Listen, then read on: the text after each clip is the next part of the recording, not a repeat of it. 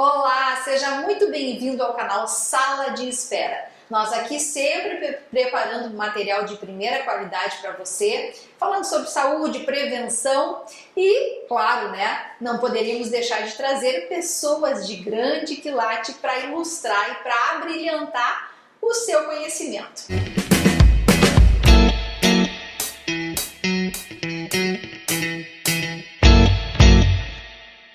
Hoje eu vou receber aqui o Dr. João Henrique Collen, que é médico de família e comunidade e presidente da Associação Gaúcha de Medicina de Família e Comunidade. Ele é especialista desde 2004, doutor? 2004 como médico e como especialista em 2007. Seja bem-vindo, doutor. Muito obrigado, boa noite a todos. Que coisa boa, que coisa boa te receber. Mas me conta. Sintonizados aí na ideia de trazer informação de saúde para a população. Promover saúde, não é? A especialidade de médico de família, primeiro, é uma especialidade. É uma especialidade médica reconhecida pela Associação Médica Brasileira desde 81. As primeiras residências começaram lá em 76, mas é uma especialidade que não deixa de ser um resgate do antigo médico de família, que as pessoas ainda conhecem, assim, aquele que é lá em casa. O que desenvolveu a especialidade é a necessidade da gente ter um médico de referência, um profissional que com qualquer problema que eu tenha, eu posso ter a quem recorrer. E recorrer de uma forma acessível. Não pode ser alguém que eu tenha que ter uma burocracia de agendar daqui a duas semanas, um mês, não. Quando surge o problema, eu tenho que ter acesso ao médico que eu confio e que me conhece. E essa é a grande função de ter um médico de família, né? Que coisa boa! É voltando um pouquinho às origens, não é, doutor? Exato, porque no fim das contas, a gente avançou muito na medicina, mas às vezes eu acho que a gente perde um pouco o passo e se segmentou muito. E em vez das especialidades aprofundarem o conhecimento para nos ajudar, elas começaram a ser um acesso direto que queimou algumas etapas, que é a etapa de ter o seu médico de referência, o seu generalista para te aconselhar. E para saber o que ele mesmo vai resolver, que costuma ser entre 80% e 90% dos problemas.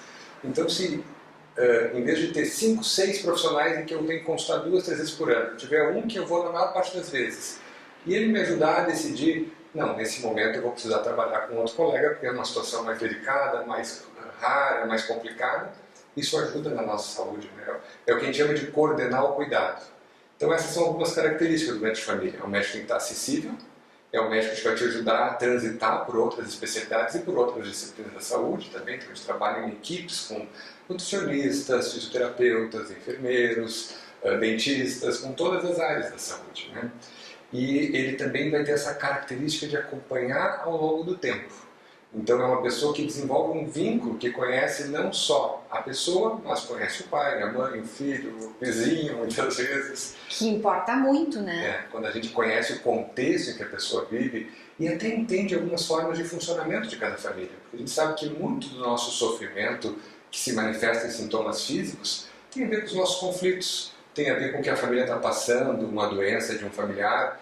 Então, quem está gravemente doente é um irmão ou é um tio, mas aquilo impacta na família toda. Se eu entendo esse contexto, eu já entendo que aquela dor no peito talvez não seja nada cardiológico, e sim a angústia da pessoa. Nossa, que interessante isso, né? E aí tu estavas falando e estava me ocorrendo o seguinte, que inicialmente o médico de família pode indicar para as demais especialidades, vamos dizer assim, né? Mas, eventualmente, também o médico de família poderia ser uma referência dos especialistas para trazerem, digamos, aquele caso, porque muitas vezes o que eu vejo, doutor João, é as pessoas em doenças muito graves, em hospitais e desamparadas porque não sabem o que entender, a quem recorrer. Então, o médico de família, nesse caso, poderia fazer um papel de um intermediário entre as demais especialidades? Sim, exato. Isso acontece muito hoje no sistema de saúde suplementar, onde a especialidade está entrando, ou seja, nos convênios e planos, em que, às vezes, tu tem um forte vínculo, por exemplo, a mulher com a sua ginecologista, o homem com o seu cardiologista, urologista, mas não é papel dele tratar aquela micose no dedo do pé, não é papel dele avaliar aquela dor de cabeça, aquela enxaqueca, e ele acaba fazendo esse papel de médico de referência, mas ele tem um treinamento para trabalhar com condições mais complexas, ele tem a sua área de atuação.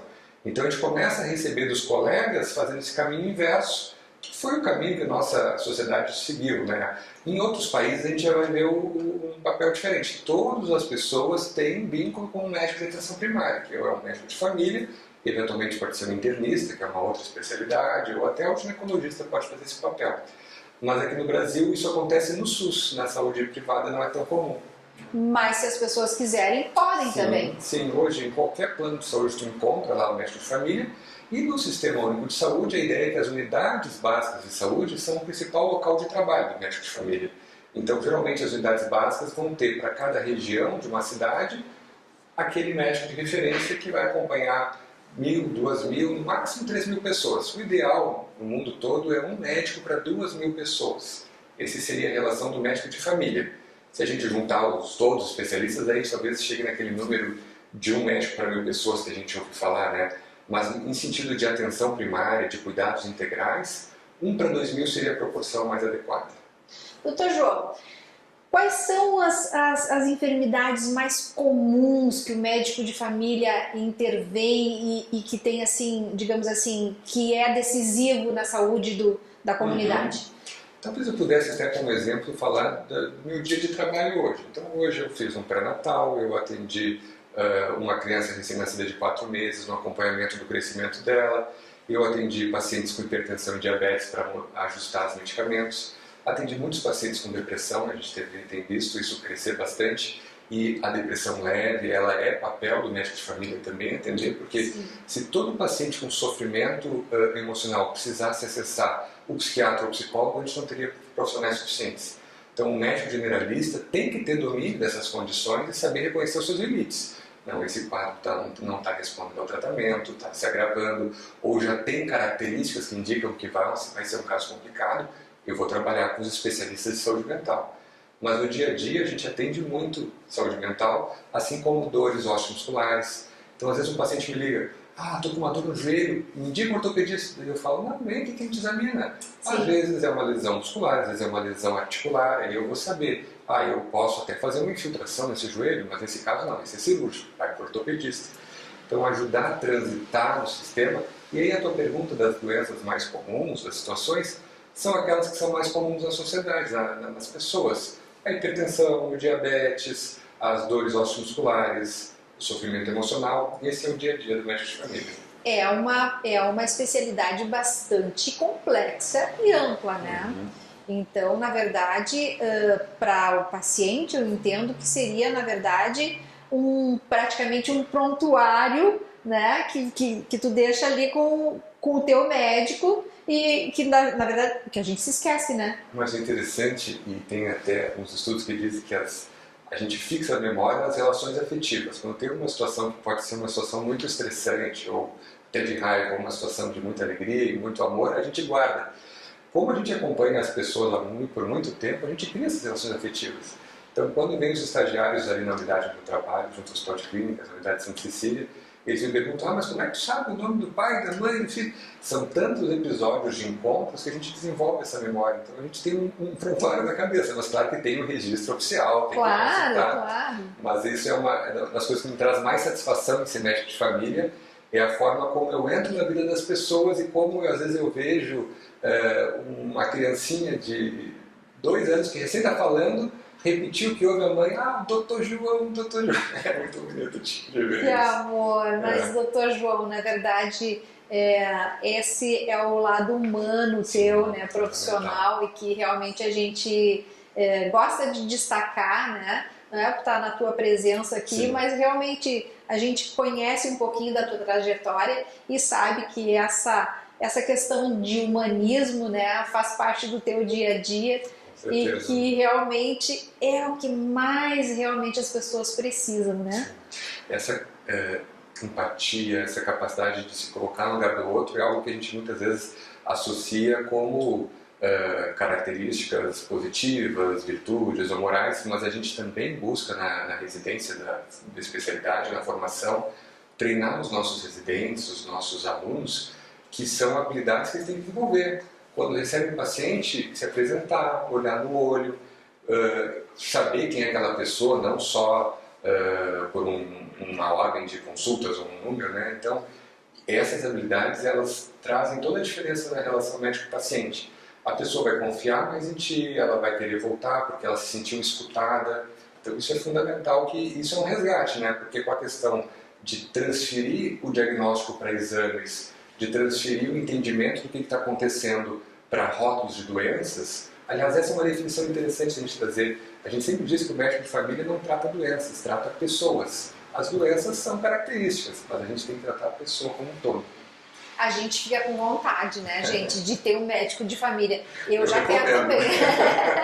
Pois é, então, quero saber, então, se tu atende a população, porque tu falaste aqui que o trabalho é mais voltado para o SUS, né? Mas, por exemplo, você tem um local onde as pessoas podem te procurar para serem atendidas. A gente tem vários colegas hoje que, até em função dessa realidade que é o médico de família é o recurso de uma comunidade. Então, no SUS, a gente está atribuído a uma população.